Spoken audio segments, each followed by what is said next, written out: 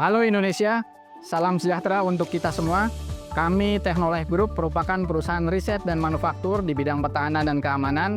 Kemampuan riset dan pengembangan anak-anak bangsa ini telah menghasilkan salah satu produknya berupa kendaraan dapur lapangan yang telah digunakan oleh TNI dan Polri sebagai dukungan operasional logistik makanan pasukan maupun kegiatan kemanusiaan pada masyarakat. Untuk mendukung program unggulan Bapak Presiden Republik Indonesia, yakni program makan bergizi bagi anak sekolah, yang mana merupakan program yang sangat baik sekali dan tentu sangat ditunggu-tunggu oleh masyarakat, kami Teknolife Group terdorong untuk ikut berpartisipasi dengan melakukan riset dan pengembangan dengan harapan program yang sangat baik ini dapat terimplementasi secara efektif dan efisien. Riset dan pengembangan yang kami lakukan bertujuan sebagai solusi dari permasalahan bahwa untuk membangun dapur permanen membutuhkan waktu yang panjang dan tentu dengan biaya yang tinggi. Di lain sisi, lokasi dapur yang berada jauh dari titik sekolah membutuhkan waktu untuk didistribusikan ke sekolah-sekolah yang dapat berpotensi menurunkan kualitas, gizi dan nutrisi, dan tersaji tidak hangat. Bahkan dapat merusak makanan yang berakibat tidak baik bagi kesehatan. Dengan dapur satelit, makanan dapat dihasilkan dengan cepat, terjamin kualitas rasa, gizi dan nutrisi, serta tersaji hangat pada para siswa di sekolah. Kami persembahkan solusi end-to-end program makan bergizi dengan rangkaian paling ujung berupa dapur satelit yang berada langsung di titik-titik sekolah di mana penerima manfaat, yakni para pelajar, berada. Dapur satelit ini dirancang dengan sistem knockdown, dapat dibangun dalam waktu singkat, hanya 6-10 jam, dan dengan jumlah personil 4-6 orang dengan kru masak jumlah 2 orang. Dengan spesifikasi tersebut, dapur satelit telah siap untuk memproduksi makanan. Dapat dibongkar pasang sehingga memungkinkan untuk direlokasi ke tempat yang diinginkan. Lokasi pemasangan dapur satelit pun tidak membutuhkan perlakuan khusus, cukup dengan lokasi dengan bidang planar dan tidak membutuhkan area yang luas. Dapur satelit memiliki 3 tipe, yaitu 1 tipe small, memiliki luasan 20 meter persegi dengan kapasitas produksi makanan sebanyak 300-600 porsi dalam waktu 3 jam. Kemudian tipe kedua, tipe medium, memiliki luasan 42 meter persegi dengan kapasitas produksi makanan sebanyak 600-1000 porsi dalam waktu 3 jam. Kemudian tipe 3 yaitu tipe large memiliki luasan 110 meter persegi dengan kapasitas produksi makanan sebanyak 1000 hingga 3000 porsi dalam waktu 3 jam. Saat ini kita akan memasang dapur satelit tipe small yang lengkap dengan peralatannya. Dapur satelit tipe small dapat dibangun dengan waktu yang singkat, yakni 6-10 jam dengan jumlah personil 4-6 orang hingga dapur satelit siap dioperasikan. Dapur satelit memiliki subkonstruksi rangka utama dengan material baja yang terdiri dari rangka pilar, rangka atap, dan juga rangka berlantai. Dengan konstruksi yang kokoh, rangka-rangka baja dirangkai dengan menggunakan sistem bolting. Dinding dapur satelit menggunakan material yang ringan dengan daya insulasi panas yang baik. Begitupun dengan panel lantai dan juga atap. Peralatan dapur bersifat modular yang dapat dipasang dengan mudah sesuai tata letak yang tepat untuk memudahkan alur proses produksi makanan. Peralatan dapur pada bagian terdepan yaitu meja penyajian terdiri dari 3 food pan lauk, protein hewani, protein nabati dan sayuran, serta penghangat nasi. Kemudian pada sisi kiri terdapat area kompor. Rice steamer memiliki kemampuan memasak nasi dengan kapasitas 18-20 kg beras atau setara dengan 200 porsi nasi dalam kurun waktu 50 menit. Kompor stockpot terdiri dari 2 yang memiliki kemampuan masing-masing untuk menghasilkan lauk protein hewani dengan rata-rata 6 kg dalam waktu kurang lebih 15 menit. Pada sisi kanan merupakan meja persiapan berbahan stainless yang food grade. Meja ini digunakan sebagai persiapan untuk proses memasak nasi ataupun persiapan bahan makanan yang akan dipanaskan kembali. Selain berfungsi sebagai meja persiapan, meja ini berfungsi sebagai penyimpanan sementara untuk makanan yang telah matang, sebagai refill makanan yang ada di meja penyajian. Selain itu juga berfungsi sebagai tempat penyimpanan sementara ompreng siswa yang telah diisi makanan dan siap untuk diambil oleh para siswa. Masih pada sisi kanan, terdapat freezer dengan kapasitas simpan makanan hingga 600 liter atau setara dengan persediaan makanan selama 1 minggu. Sebagai sumber energi, dapur satelit terdiri dari LPG, merupakan sumber energi utama dapur yang dilengkapi dengan safety system untuk mendeteksi kebocoran gas dan memiliki fitur autolock sehingga aman untuk dioperasikan di lingkungan sekolah. Listrik merupakan sumber energi utama dapur yang memiliki beberapa opsi sumber, mulai dari PLN, genset, dan panel surya, sehingga memungkinkan dapur satelit dioperasikan di remote area. Dengan kapasitas suplai listrik sebesar 3 kW, memastikan kendala listrik dapat dihindari. Air yang didistribusikan ke dapur terlebih dahulu telah melalui water filter untuk menghasilkan air bersih yang dapat digunakan untuk menghangatkan makanan ataupun mencuci peralatan dapur. Selain peralatan memasak, dapur satelit juga dilengkapi dengan peralatan teknis. Pertama, modul gas system. Kapasitas 4 tabung gas 12 kg dengan mekanisme to running to backup yang dapat mendukung operasi masak selama 1 minggu. Kedua, modul water system. Dengan kapasitas simpan 300 liter, dapat mendukung operasional masak selama 1 hari distribusi makanan. Ketiga, modul bak cuci. Dilengkapi dengan pemanas yang memiliki 4 tahapan pencucian untuk memenuhi standar higienis dan sanitasi agar selalu terjaga. Keempat, dilengkapi dengan peralatan masak utensil dan ompreng makanan yang memiliki material stainless food grade.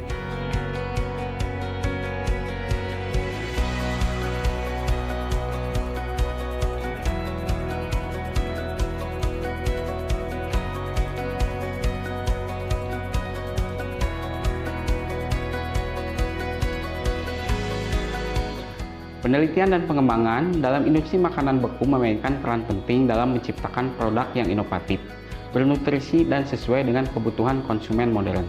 Proses ini melibatkan berbagai tahapan mulai dari riset pasar hingga uji coba produk, dengan tujuan menghadirkan makanan yang praktis, lezat, dan memiliki daya simpan yang lama tanpa mengorbankan kualitas. Dalam menyusun formulasi resep, tim R&D bekerja sama dengan ahli gizi dan chef untuk menciptakan resep yang sesuai. Proses ini mencakup pemilihan bahan berkualitas, pengujian rasa, tekstur, dan aroma, hingga memastikan stabilitas produk selama penyimpanan beku. Di mana kami menghitung kebutuhan gizi anak berdasarkan rentang usia dan memastikan makanan yang diberikan kepada anak sekolah sesuai dengan standar yang dibutuhkan. Ahli gizi berperan penting dalam menentukan standar kecukupan gizi serta kualitas gizi makanan yang diberikan. Pemberian makanan bergizi ini mengacu pada pedoman komposisi gizi seimbang. Dalam memberikan makanan untuk anak sekolah, kami dari tim gizi membagi pengelompokan usia untuk memenuhi kebutuhan energinya, di mana ada 4 kategori pengelompokan usia. Yang pertama, usia SD kelas 1 sampai 3 dengan kecukupan kalori kurang lebih sekitar 1.600 kilokalori. Yang kedua, kalori untuk usia SD kelas 4 sampai 6 dibutuhkan sekitar 1.950 kilokalori. Kemudian yang ketiga, kalori untuk usia anak SMP kelas 1 sampai 3 di sekitar 2.200 kilokalori. Lalu yang terakhir untuk kategori usia SMA kelas 1 sampai 3 di 2.400 kilokalori. Perhitungan ini didasarkan kebutuhan angka kecukupan gizi harian anak sesuai dengan rekomendasi dari Kementerian Kesehatan Republik Indonesia. Perkenalkan, nama saya Farhana Desvila dari PT Caringin Digital Perkasa, bagian dari Technolife Group yang berpartisipasi dalam proyek dapur satelit end-to-end. Kami adalah perusahaan yang bergerak di bidang penyediaan komoditas bahan pangan seperti sayuran, buah-buahan, bumbu kering, dan daging protein hewani. Sebagai penyedia komoditas, kami berkomitmen untuk memberdayakan petani, koperasi desa, dan pelaku UMKM dengan mengutamakan pengambilan sumber komoditas langsung dari hulu yang bertujuan meningkatkan kesejahteraan masyarakat Indonesia, khususnya di wilayah Jawa Barat hingga sampai ke hilir. Selain itu juga kami mempunyai sistem computerized distribusi logistik yang memudahkan kami untuk mensuplai bahan baku sampai ke Technolife dengan sistem IoT. Dengan armada yang kami punya, bahan pokok akan sampai ke dapur sentral Technolife sesuai dengan estimasi waktu, kuantitas, dan kualitas yang terjamin. Dengan sistem terintegrasi antara kami sebagai pemasok bahan baku dengan gudang bahan baku di dapur sentral di lingkungan Technolife, maka beberapa keunggulan yang bisa didapatkan. Yang pertama adalah kepastian pasokan bahan baku dari berbagai komoditas. Yang kedua adalah kepastian waktu dan jalur distribusi, sistem yang terkontrol untuk stok, menjaga kualitas dan kestabilan fluktuasi harga pangan. Dan yang terakhir adalah program makan siang bergizi yang menjadi program pemerintah dapat berjalan efektif yang berkelanjutan. Kami dari PT Wahana Raya Technolab yang merupakan bagian dari Technolab Group. Kami mendukung program pemerintah yaitu program makanan bergizi, di mana kami mensuplai makanan dari dapur induk, di mana dalam dapur induk tersebut melalui proses makanan sampai ke pengepakan, lalu didistribusikan sampai dapur satelit. Di dalam proses produksi makanan bergizi, kami menggunakan sistem HACCP, di mana dalam sistem ini melalui beberapa tahap proses, yaitu pembelian bahan baku, penerimaan bahan baku, dan pemilahan bahan terbaik. Kemudian ditempatkan di dalam storage, baik bahan makan kering maupun bahan basah. Kemudian untuk tahap produksi, kami melalui proses preparation atau persiapan bahan, lalu proses memasak bahan baku makanan. Setelah proses memasak makanan, bahan makanan tersebut kami proses pendinginan secara cepat, yaitu proses blast chill dan blast freeze, agar bahan makanan cepat dingin dan tidak terjadi kontaminasi bakteri dengan syarat dapur yang sangat steril. Dapur sentral sebagai fasilitas utama telah tersertifikasi SLHS atau Sertifikat Layak Hygiene dan Sanitasi. Produksi makanan ditangani oleh chef dan kru yang telah tersertifikasi penjamah makanan dari Dinas Kesehatan serta tersertifikasi halal MUI. Dilengkapi dengan peralatan modern standar industri, menjadikan proses produksi makanan lebih efektif dan efisien, serta dengan penerapan prosedur tepat menghasilkan makanan yang berkualitas. Makanan yang telah matang dilanjutkan mulai proses pengemasan dengan menggunakan material food grade yang berkualitas, sehingga dapat mempertahankan kualitas makanan.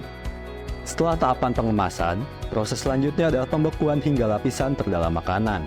Berbeda dengan pemrosesan termal, di mana makanan dipanaskan melalui suhu tinggi, sehingga mengakibatkan hilangnya nutrisi, perubahan rasa, tekstur, dan sebagainya. Atau pemrosesan kimia dan fermentasi dapat mengubah sifat fisik dan kimia makanan. Berbeda dengan teknologi pemrosesan pembekuan makanan, di mana tidak akan mengalami hal tersebut. Terlebih lagi, dengan teknologi pembekuan makanan dapat bertahan hingga berbulan-bulan pada temperatur penyimpanan yang tepat. Makanan beku dalam kemasan disimpan dalam ruang freezer dan siap didistribusikan ke dapur satelit yang ada di sekolah-sekolah.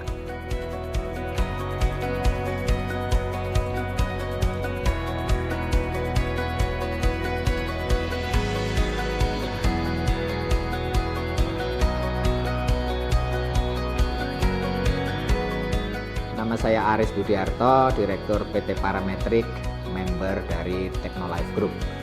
Company kami berkiprah di kegiatan dapur satelit ini untuk mengembangkan IoT system yang akan berkait dengan data akuisisi yang nantinya akan dapat dipergunakan oleh end user, baik itu kabupaten, kecamatan, atau instansi terkait. Data-data yang bisa kita dapatkan, misal kualitas menu, jumlah protein dan vitamin maupun karbo, mineral yang diterima oleh anak didik secara harian, mingguan, ya.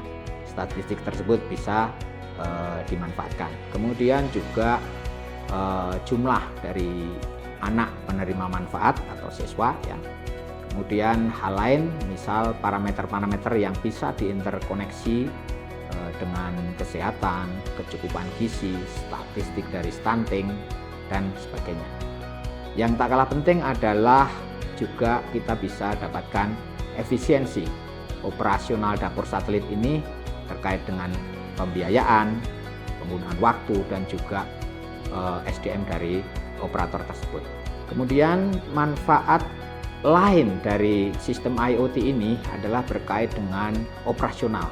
Yang jelas adalah kita memasangkan beberapa sensor untuk bahaya kebakaran, untuk gas yang misalnya gas yang bocor, ya. Kemudian juga sensor penggunaan energi dan lain sebagainya yang memiliki manfaat untuk meningkatkan keamanan, efisiensi operasional, dan juga kualitas dari makanan yang diproduksi ataupun diberikan kepada siswa.